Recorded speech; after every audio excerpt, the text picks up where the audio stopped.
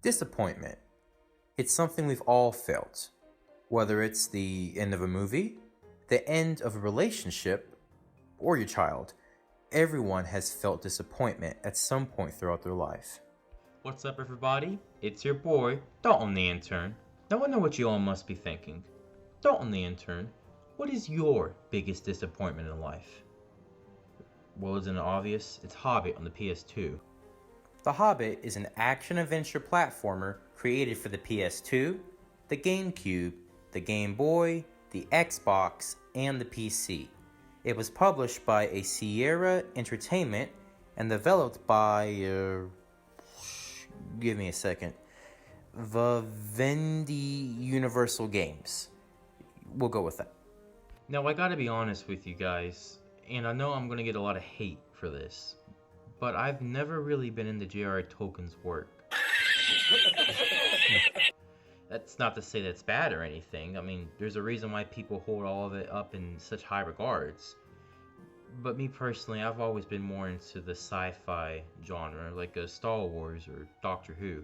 Now, of course, there were a few exceptions to this rule, and one of them was The Hobbit on the PS2. Now, I still remember this. It was 2007 Christmas Day. My brother and I had just finished opening up all of our presents, and like the big present that we got was a PS2 Slim. And of course, along with the console, we got a bunch of really cool pre-owned games from GameStop, because this was back when you could buy a ton of games super cheap. In there, laying at the very bottom of that grocery bag, was The Hobbit. Now, for whatever reason, the game caught my eye, so I thought, okay, I'll try this first. So I threw that thought right into my PlayStation, turned her on, and I was entranced. That was 2007 though. It's 2020 now. 13 years since I originally got my PS2 Slim. But the question still remains, is The Hobbit a good game?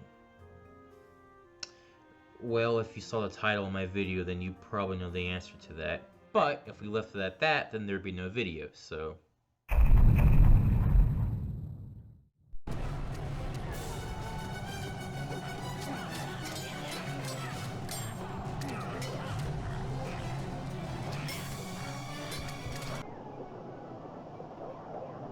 yeah, this is bad. At the core of every good game, there's great gameplay.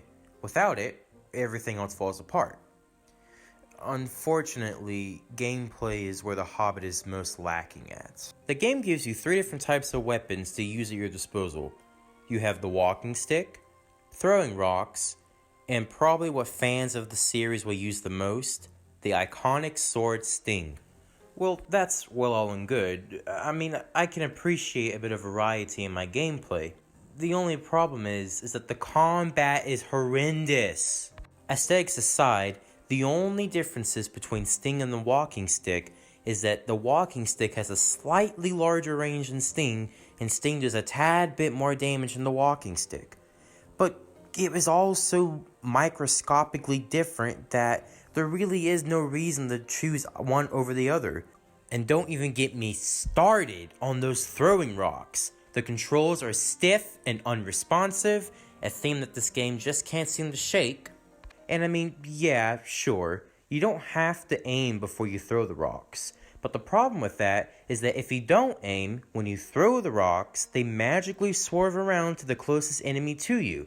So if you're trying to throw rocks at a big boss that requires you throw them before you can do damage to them, you're pretty much screwed.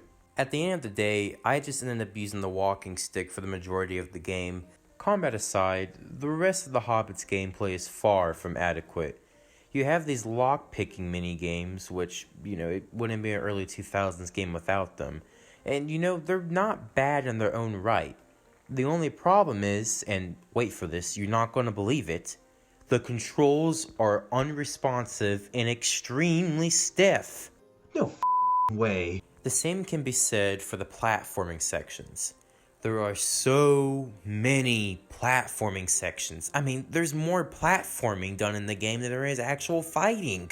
More often than not, whenever you're trying to jump between a platform, the camera almost always locks into a really awkward position, making it nigh on impossible for you to make the jump correctly. And even then, whenever you're blessed to find a decent camera angle to work with, those lovely stiff controls that I'm sure all of you are not tired of hearing me talk about always get in the way. So more often than not, when I try and make a jump, I end up moonwalking off the side of the platform and dying. Right, moving on. The part of the Hobbit's gameplay that I found to be the least infuriating were the stealth sections. In the early parts of the game, stealth sections pretty much boil down to you sneaking in between bits of cover and making sure that the enemy didn't see you walking around. Halfway through the game, however, Bilbo receives his iconic ring, causing him to disappear at will. The game doesn't require you to utilize these stealth tactics much, but when it does, I found them to be the most interesting part of the game. Apparently, the Game Boy Advanced version of the game focused a lot more on stealth and less on the platforming and combat, but I've never played that version, so I can't speak to its quality. While not being the prettiest game on the system, The Hobbit on the PS2 does stand out with its stylized and vibrantly colored graphics. It's clear that the developers took heavy inspiration from the 1977 Hobbit animated film, as the majority of the characters in the Hobbit game look almost identical to their counterparts in the animated movie. Outside of that, there's nothing really else I can say about the graphics. The only other thing that comes to mind is every once in a while, during cutscenes, Bilbo will sometimes spaz out, producing these really weird looking facial animations, like his eyes rolling to the back of his head like he's getting his back blown out or something. The story here goes as followed. Bilbo Baggins, a simple hobbit, is whisked away by a wizard and a bunch of dwarves to help them reclaim their home from a big, nasty dragon. Along the way, they'll fight spiders, goblins, whatever these things are, and racists. As far as I can tell, the game's a pretty faithful adaptation of the original book, with a couple of parts stretched out some and some minor characters added. I do feel like I need to point out that the ending to the game seems rather abrupt. You think it's over, and then all of a sudden Gandalf tells you to go find Borin. He's the only way we can finish the battle. So, I thought, okay, fine, I'll find this Borin thought or whatever, and oh my god, that bear is thick! Yeah, this whole thing with Borin seemed like it was ham-fisted into the game at the last minute. I mean, I understand that he's in the original book, but at this late in the game, does it really matter? And sure, you could chalk it up to the developers wanting to add a bit of extra fan service, but as far as I can tell, the majority of the people that played this game back when it originally came out weren't super mega fans of The Hobbit and Lord of the Rings. So instead of them going, Holy it's Bjorn! What players actually said was, Holy it's a talking bear! Like the graphics, there isn't much to talk about here. The sound design is decent, and while the soundtrack is pleasant to listen to, it can get a bit boring after a while due to the fact that the game only has a few songs at its disposal. My favorite piece of music from the game was definitely the Shire music. It has a very simple, yet calming feel to it that I really liked.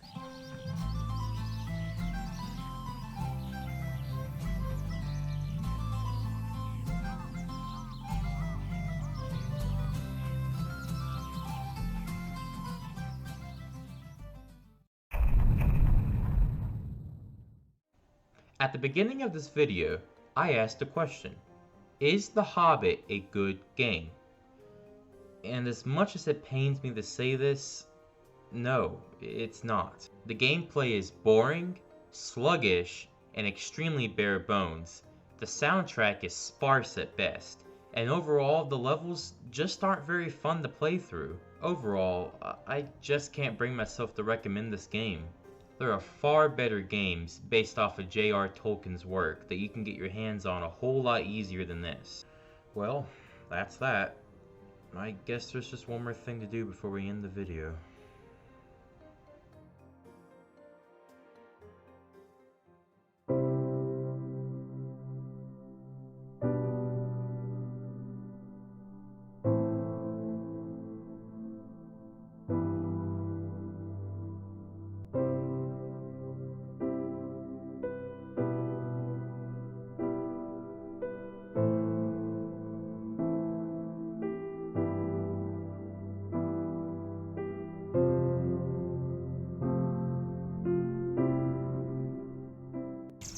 I want to thank all of you guys here today for attending this funeral.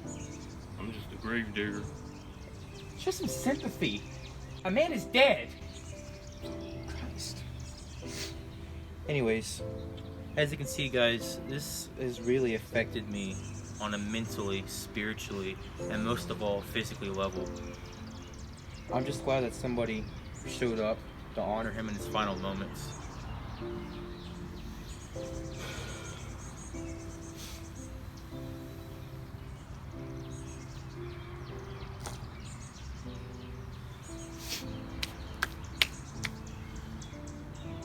That'll do it.